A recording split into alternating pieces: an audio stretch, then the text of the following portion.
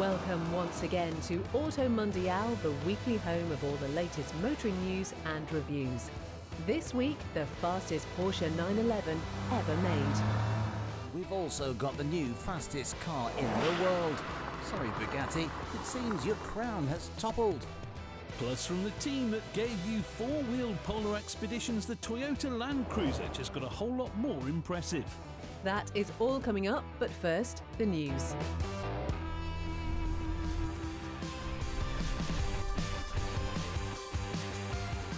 With every automaker in the world at least dipping its toe into the electric market, it was only a matter of time until the prancing horse did the same.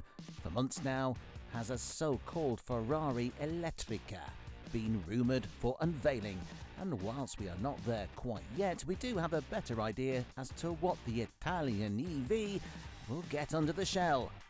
In a long statement full of references to how its first electric vehicle will be full of Formula One tech, the famous supercar manufacturer outlaid the broad plans of its upcoming car. According to a long list of number, the Elettrica will get a 122 kWh 800-volt battery, numbers that match the upper echelon of the modern EV space. That unit will reportedly power a pair of electric motors, both of which will fit snugly within the axle. Together they should equate to over 1,000 brake horsepower for a weight of around 2.3 tonnes. Keeping all of that in check will be the same active suspension setup, though in a more refined form as found in the Puro Sangue SUV and F80 hypercar. All in all then, it's as you would expect from the first Ferrari foray into the green sector. As you can tell from these generic battery and motor images Ferrari has supplied us with, the final model is not quite yet ready for launch. The team claims that will come next spring.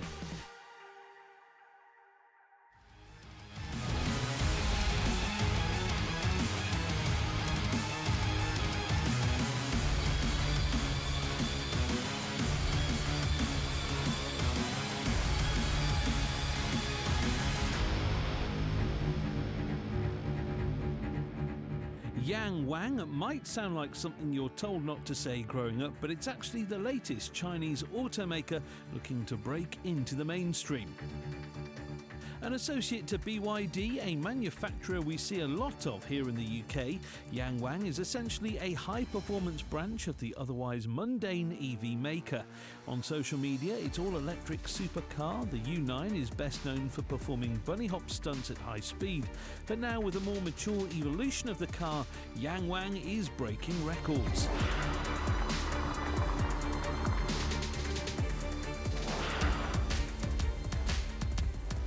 For many years has the home of automotive top speed resided in the Franco-German border town of Molsheim, home to Bugatti, but it now seems that China is taking that claim to fame away.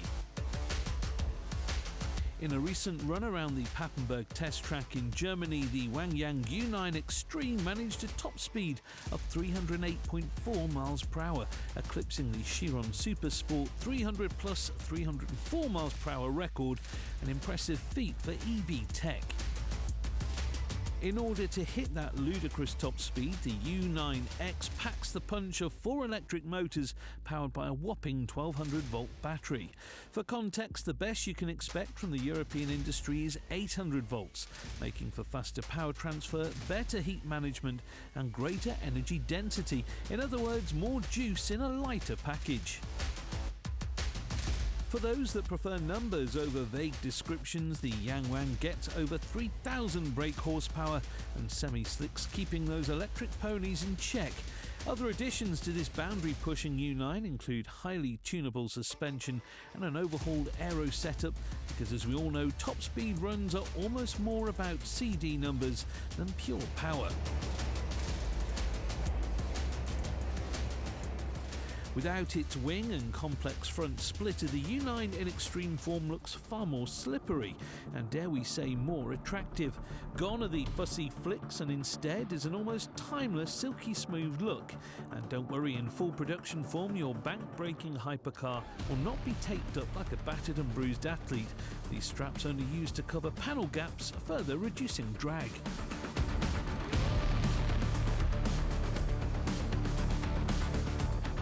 fastest production car ever made, the YangWang U9X, will eventually go on sale, but you've probably already missed the boat on this one, we're afraid. Just 30 examples will ever be made, and with numbers that small, we'd be surprised if this history-making model hasn't been fully spoken for.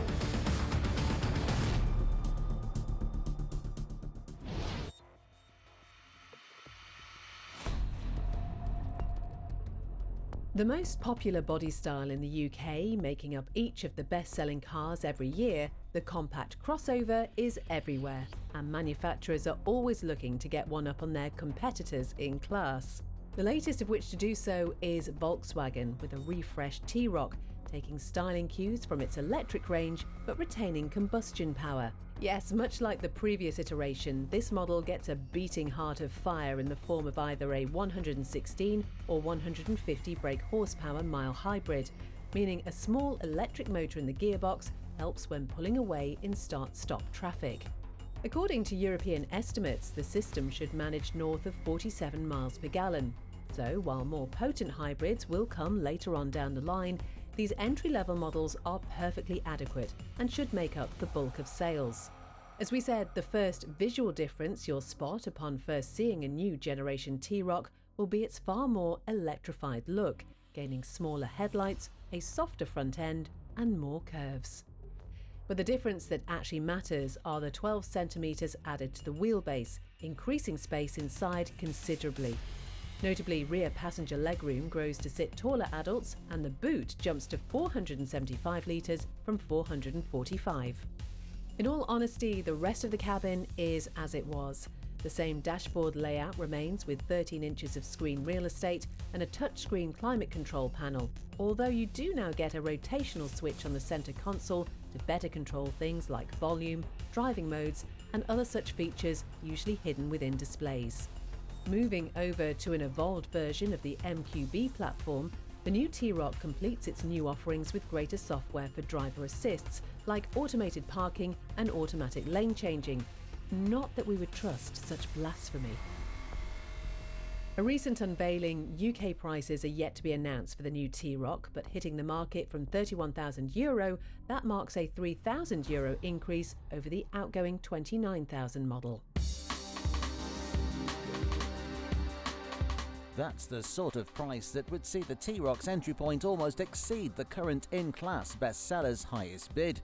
Yes, the Ford Puma hits the market from £26,500 and will only go up to around 34, making it a lot cheaper than the German. Not so people's car after all then. A cheaper offering, the Ford does offer less square footage for the money. It sits around 20 centimetres shorter than the Volkswagen and loses space in the back with its sloped roofline. As a result, boot space in particular is around 20 litres smaller than the German, and whilst rear headroom isn't overly affected by the tighter roof, legroom will be less after the T-Roc's extension. With a 12-inch infotainment screen and driver display, the Ford comes as close as makes no difference to matching the Volkswagen, whilst the Blue Oval's Sync software is far smoother to use than the German manufacturer's MIB.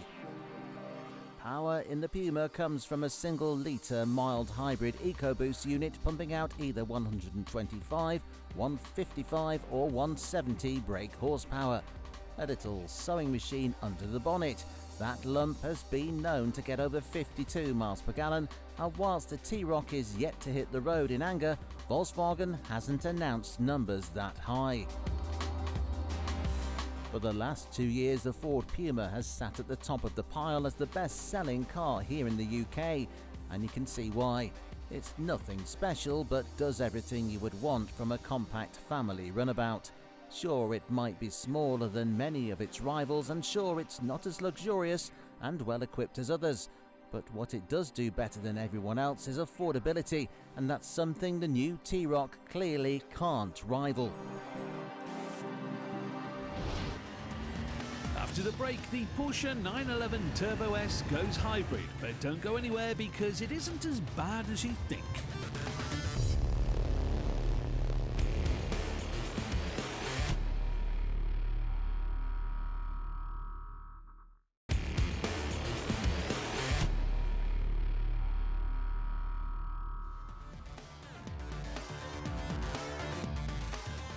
Welcome back. Coming up, we get down and dirty in the most capable off-roader we've come across in a long time.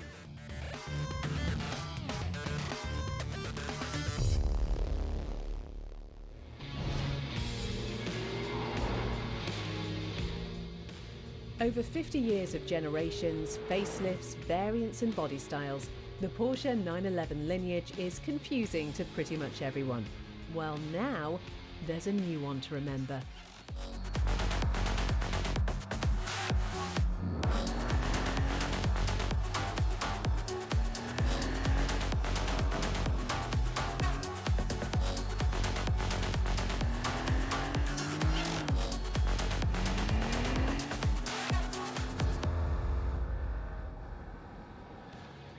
Facelifted last year to 992.2 form, the latest iteration of 911 is now available in Turbo S form, the hottest, plushest, best version of the daily drivable supercar you can get. If you can afford its £200,000 price tag, that is. Yes, when orders open, this latest range topper will cost $199,000 of your finest Great British pounds. And you can slap another 10,000 to that number if you want a drop top. For context, that's almost 20 grand more than the previous car. So what does the .2 in its name actually offer? Well, much like other versions of the facelifted 992 generation of Porsche 911, the new Turbo S looks very much identical to its predecessor, bar a few aerodynamic devices to the front end. These slats in the lower form grills will open and close in order to provide the perfect balance between drag and cooling. Airflow has also been a focus on the rear end of the car, where a lack of diffuser makes way for a pair of extraction vents between chunkier exhaust pipes. The rear end is certainly where most of the differences occur, making for a more muscular and defined look than the outgoing car's bland girth.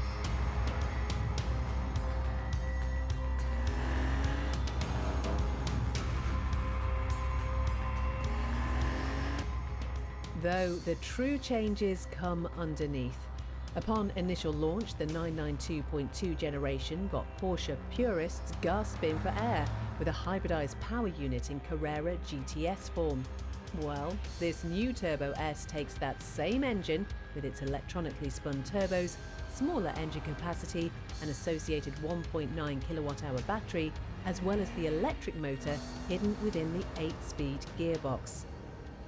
But unlike the GTS's wheezy 540 brake, this new Turbo S hits the mind-boggling figure of 701, some 60 brake horsepower more than the old Turbo S.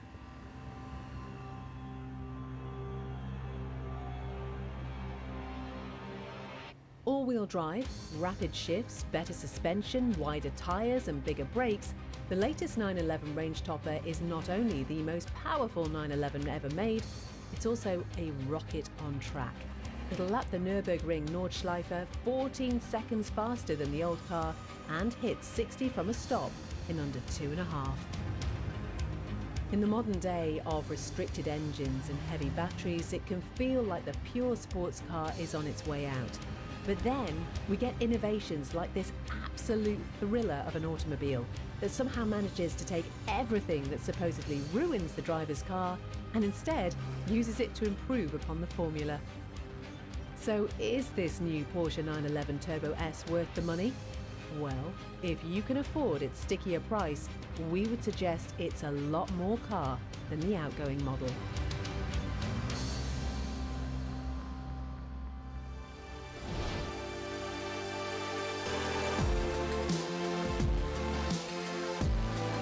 A few weeks ago, we checked out the Volkswagen ID Buzz and Lexus LM, a pair of vast electric seven-seaters perfect for larger families, plagued with a sense of responsibility for the environment.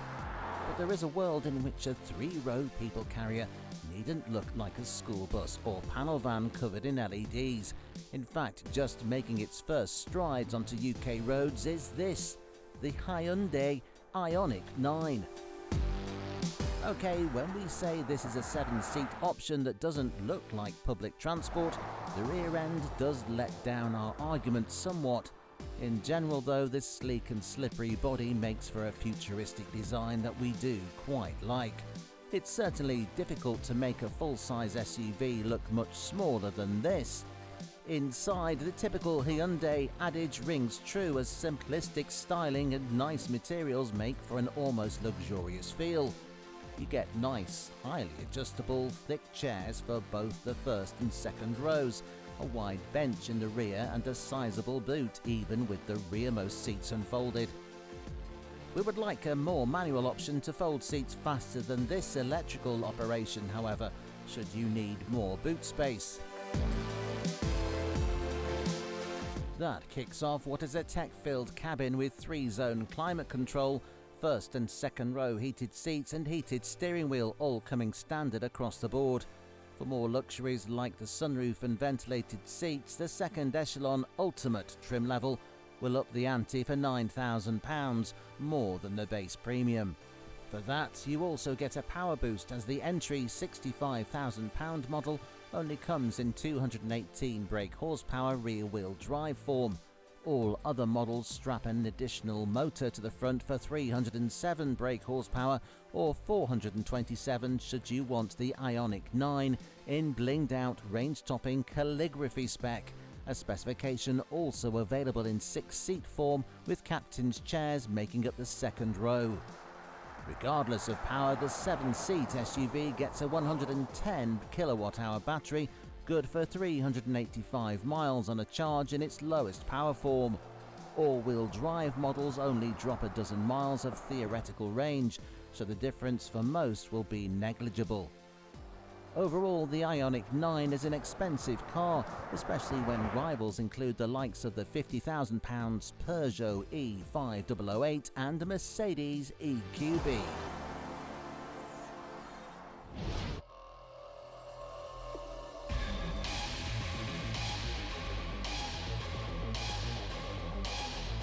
If you tune in to Auto Mondial regularly, you will know the Arctic truck's name. Over the years, we've spent many a day out tackling the UK's most rugged of scenery aboard 80-30-somethings built by the same team that facilitated the first ever automotive expedition to the North Pole. Remember that? Well, it isn't just pickups that the originally Icelandic company makes, and as if the new 250 series Land Cruiser couldn't get any more rugged and impressive, here it is in AT37 specification.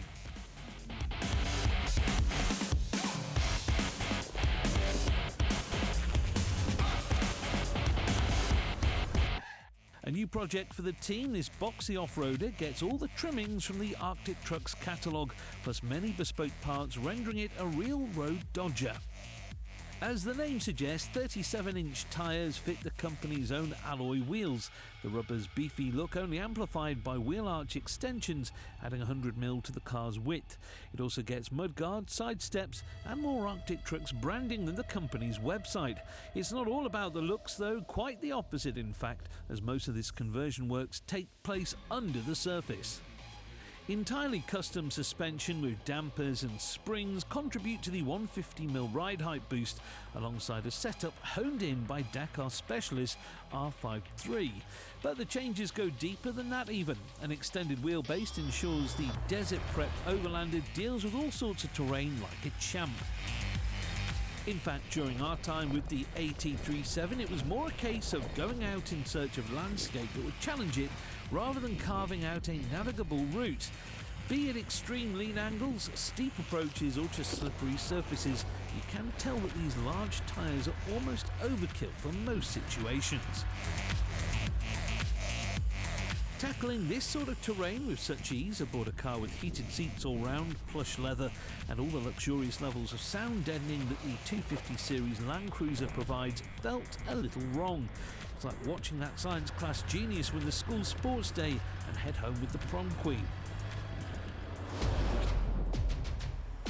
Specialised it may be, but a one-trick pony it most certainly is not. The Arctic Trucks team has also worked hard to improve the AT37's on-road capabilities through tweaks to the suspension setup. It'll never be as direct as a low-slung sports car, but neutral handling on winding roads and a firm brake pedal provide enough confidence that you won't end up barrel rolling into a hedge. Engine-wise, the Toyota Land Cruiser is as refined as a 200 horsepower, 2.8 litre four-cylinder diesel can be, and Arctic Trucks very much trust Toyota's work here, refraining from playing with its gubbins. And it's good news for eco-warriors in search of off-road fun, as despite all the frame and chassis work, the AT37 specification should be compatible with the Land Cruiser's upcoming hybridised turbo diesel, as the team tells us. The popular Land Cruiser Prado, but on steroids. This Arctic Trucks conversion kit costs just under £30,000, excluding VAT, and that's on top of the price of a new Land Cruiser, commercial versions of which start at £51,700.